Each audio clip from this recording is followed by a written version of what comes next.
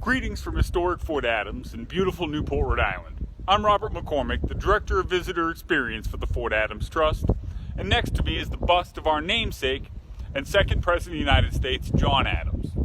Now, as some of you are aware, the fort that stands here today is in fact the second Fort Adams built on this site, the original built in 1799, replaced by the much larger fort we have here today, beginning in 1824. Now, since 2001, the Fort Adams Trust, with the aid of the citizens of Rhode Island, have been able to put nearly $10 million into the restoration of this fort. But as you can see, our work is still yet to be complete. So follow me inside. Now, the east wall that we're about to enter is historically where the officers and their families originally would have lived. This fort really did house an entire community. It was not just for soldiers. There were wives and children that all once called Fort Adams home.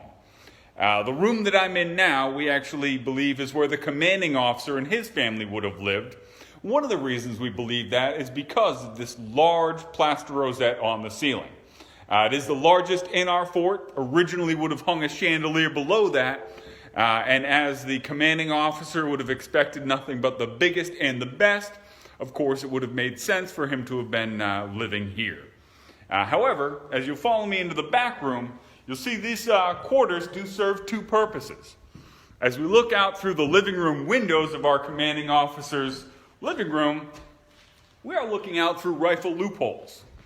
Every room in Fort Adams was designed so that it could be defended against an attack.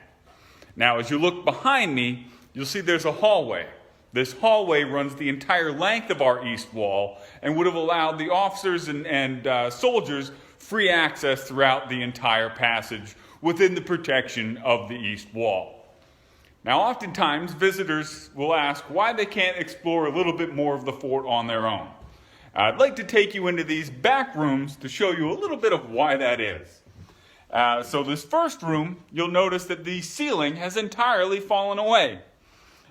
In this second room, you will see that the ceiling is just waiting to fall down. And of course, you'll note that I am not inside that room because neither I nor anybody else wants to be underneath that should it eventually fall down.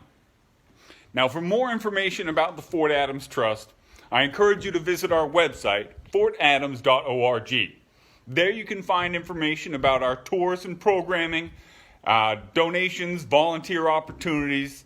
You can also follow us on social media platforms. And until next time, I hope you're well, and we will be here holding down the fort.